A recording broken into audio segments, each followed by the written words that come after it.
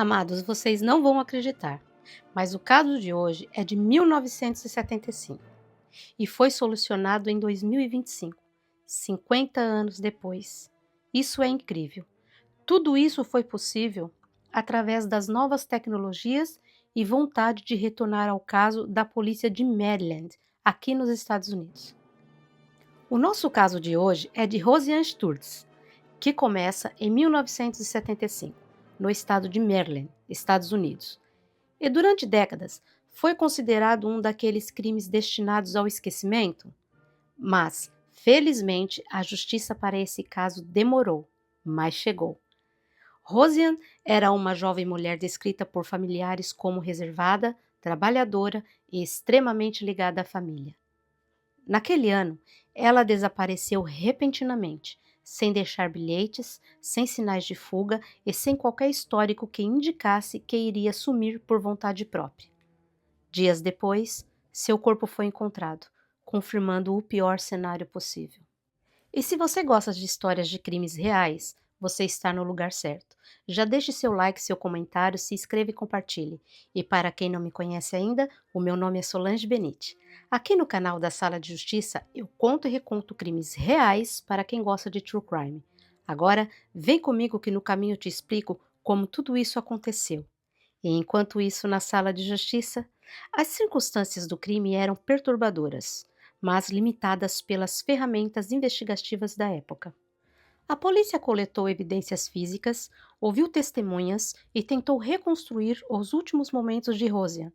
Porém, o caso logo esbarrou em falta de pistas sólidas. Sem suspeitos claros e com tecnologia forense ainda rudimentar, o assassinato foi arquivado como um cold case, deixando a família presa a perguntas que permaneciam sem respostas por quase meio século.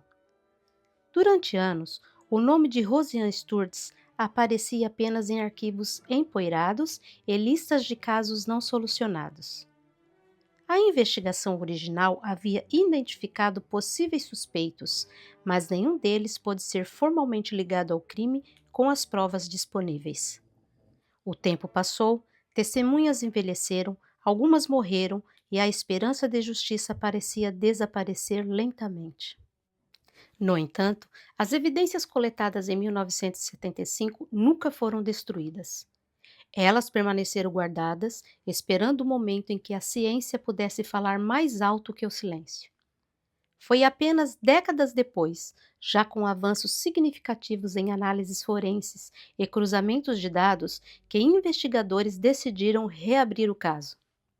O que antes parecia um crime impossível de resolver começou a ganhar uma nova forma, revelando que o passado ainda guardava respostas escondidas à vista de todos.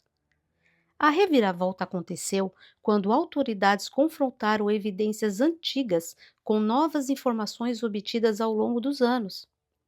Um homem que já estava preso por outros crimes violentos passou a ser novamente investigado como suspeito. Durante interrogatórios recentes, ele acabou confessando o assassinato de Rosianne Sturz, detalhando aspectos do crime que apenas o verdadeiro autor poderia conhecer. Essa confissão foi comparada com registros da investigação original e coincidiu com os dados forenses preservados desde os anos 70. A confirmação foi devastadora e, ao mesmo tempo, libertadora para a família. Em 2024 e 25, o caso foi oficialmente considerado solucionado pelas autoridades, encerrando uma espera de quase 50 anos. Mesmo sem a possibilidade de um novo julgamento completo, a verdade finalmente veio à tona, trazendo um fechamento que parecia impossível. O caso de Rosianne Sturz se tornou um símbolo poderoso dentro do true crime moderno, mostrando que o tempo não apaga crimes e que a justiça pode ser tardia, mas ainda assim significativa. Ela revela como decisões tomadas décadas atrás, como a preservação de provas, podem ser cruciais para solucionar homicídios no futuro. Para o público, essa história carrega um impacto profundo. Um assassinato esquecido pelo sistema, uma família marcada pela ausência de respostas e uma verdade revelada quando mais ninguém acreditava que isso fosse possível. A resolução do caso não devolve Rosiane à vida, mas garante que seu nome não permaneça apenas como um arquivo esquecido. Ela passa a representar todas as vítimas cujas vozes foram silenciadas, mas que, mesmo após décadas, ainda podem ser ouvidas através da verdade. Um elemento que aprofunda ainda mais o caso de Rosiane Sturz é o contexto social e investigativo da década de 1970. Naquele período, crimes contra mulheres raramente recebiam a mesma prioridade que recebem hoje, especialmente quando não há testemunhas diretas ou suspeitos imediatos. A polícia trabalhou com o que tinha: entrevistas presenciais, relatórios em papel, exames forenses limitados e dependência quase total de confissões ou erros do criminoso. Isso significa que muitos detalhes comportamentais do assassino, que hoje seriam analisados com precisão, passaram despercebidos. A rotina de Rosiane, seus últimos deslocamentos e até pessoas que cruzaram seu caminho naquele dia foram registrados de forma incompleta. Esse cenário ajuda a explicar por que o caso esfriou tão rapidamente, não por falta de interesse, mas por limitações estruturais da época que acabaram condenando a investigação ao silêncio por décadas. Outro ponto importante que pode ser acrescentado é o impacto psicológico prolongado sobre a família de Rosiane. Durante quase 50 anos, parentes viveram presos a uma dor sem resposta, enfrentando aniversários, datas comemorativas e eventos familiares sempre marcados pela ausência e pela incerteza. Sem um culpado identificado, surgem sentimentos constantes de culpa, frustração e até desconfiança no sistema da justiça. Muitos familiares relataram que o mais difícil não era apenas a perda, mas a falta de uma narrativa oficial que explicasse o que realmente aconteceu.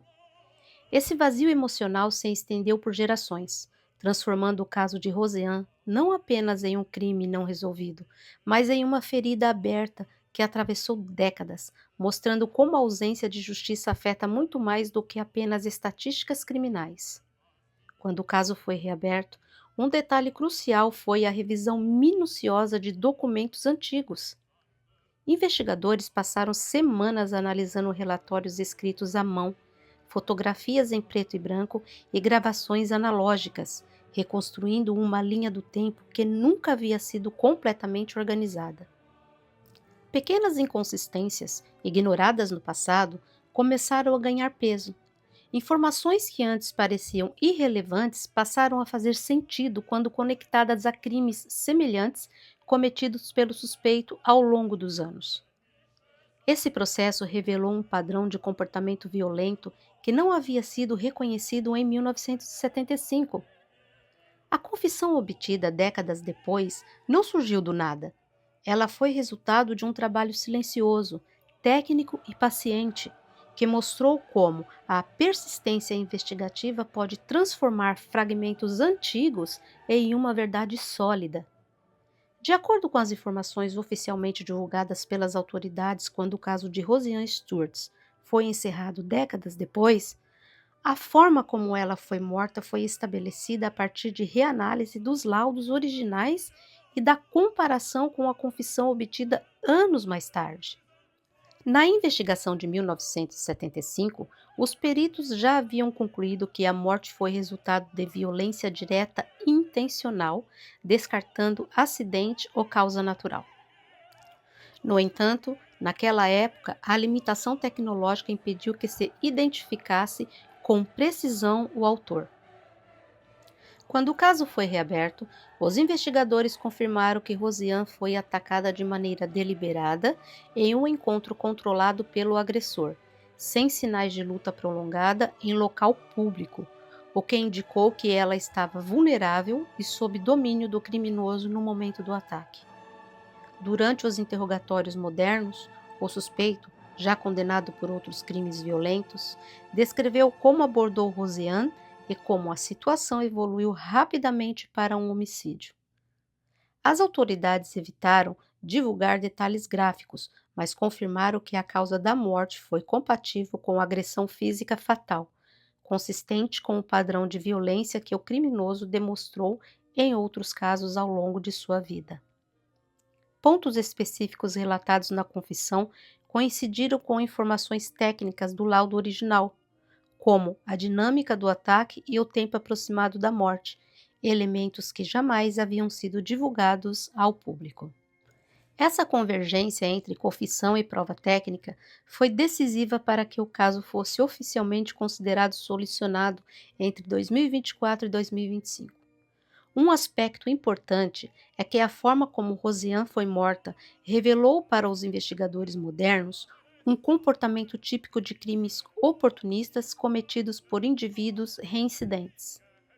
Não se tratou de um ato impulsivo isolado, mas de uma ação violenta compatível com um histórico criminal já conhecido pelas autoridades anos depois.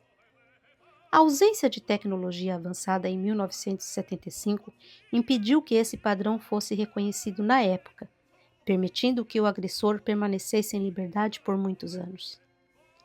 Quando a verdade veio à tona, ficou claro que a morte de Rosiane foi causada por um ataque intencional, cometido por alguém que já representava perigo real para a sociedade, transformando esse caso em um exemplo emblemático de como crimes antigos pode finalmente revelar sua mecânica quando o passado é revisitado com novas ferramentas investigativas.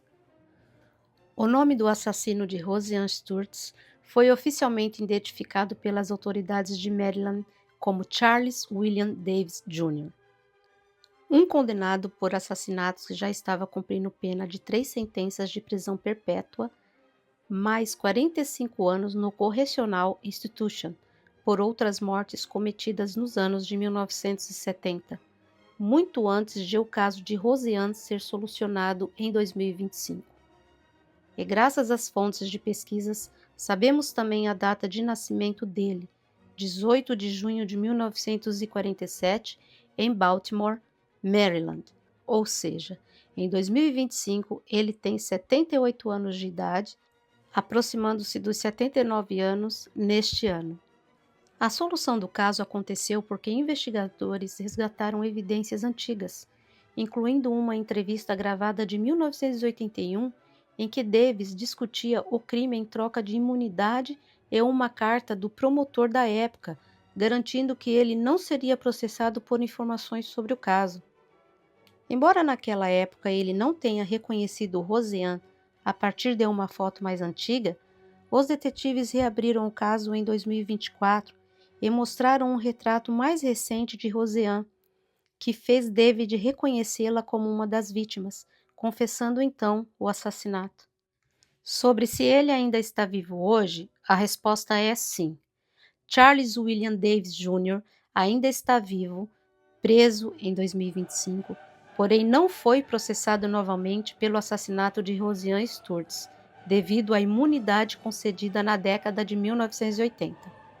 Mesmo assim, ele permanece preso pelo resto de sua vida no sistema penitenciário de Maryland, por causa das outras condenações que já cumpria antes da confissão do caso de Rosiane ser revelada. A confissão de Davis e a forma como o caso foi resolvido, mesmo sem novas acusações serem feitas contra ele, é um aspecto que acrescenta uma camada dramática enorme para narrativas de true crime. Justiça tardia, evidência antiga reaproveitada e uma confissão inesperada de um criminoso já encarcerado, encerrando um mistério de meio século e oferecendo respostas que a família de Rosiane esperava há décadas. A combinação de sua idade avançada, o longo tempo na prisão e as sentenças já cumprindo garantem que Davis passará o restante de sua vida atrás das grades, mas também introduzem um elemento dramático. Um criminoso que escapou de acusações diretas por décadas, cuja verdade só emergiu muito depois, influenciada por detalhes antigos e revisões investigativas. Por fim, o caso de Rosiane Sturtz também se tornou um exemplo didático para novas gerações de investigadores e para o público de true crime. Ele reforça a importância da preservação de provas, mesmo quando não há suspeitos imediatos, e demonstra que crimes antigos podem ganhar nova vida com o avanço da ciência e da análise comportamental. Além disso, o encerramento oficial do caso em 2024 e 2025 trouxe uma reflexão coletiva sobre quantos outros nomes ainda aguardam respostas em arquivos esquecidos. A história de Rosiane deixa claro que, enquanto houver registros, memória e disposição para revisitar o passado, nem o crime está completamente enterrado. Sua narrativa não termina apenas com a solução do caso, mas com a transformação de uma tragédia silenciosa em um alerta permanente sobre justiça, tempo e verdade. Amados, essa é uma história que não ficou no passado e que, com a evolução científica, tecnológica e genética, pôde ser solucionada décadas depois. Gente, isso é muito impressionante. E finalmente a família pôde ter paz, porque a justiça foi feita. Isso realmente deve ser um alívio para todos os envolvidos. A justiça foi feita e eu adorei contar esse caso aqui para vocês hoje. Então é isso, meus amados. Esse foi o nosso caso de hoje. Vocês gostaram dessa história? Me diga aí nos comentários. 50 anos após, a história foi solucionada. Realmente isso é incrível. Muito obrigada por sua presença aqui. Quero aproveitar este momento para agradecer a todos os meus inscritos aqui do canal. Muito obrigada. Se você se interessa por histórias de crimes reais, se inscreva no canal, ative o sininho, deixe o seu like, compartilhe para mais pessoas, porque isso me ajuda muito. Lembrando que os vídeos da Sala de Justiça também são podcast e você pode ouvir quando e onde quiser. Não perca os próximos episódios, porque histórias assim você só encontra aqui, na Sala de Justiça. Beijos da Sol e até a próxima!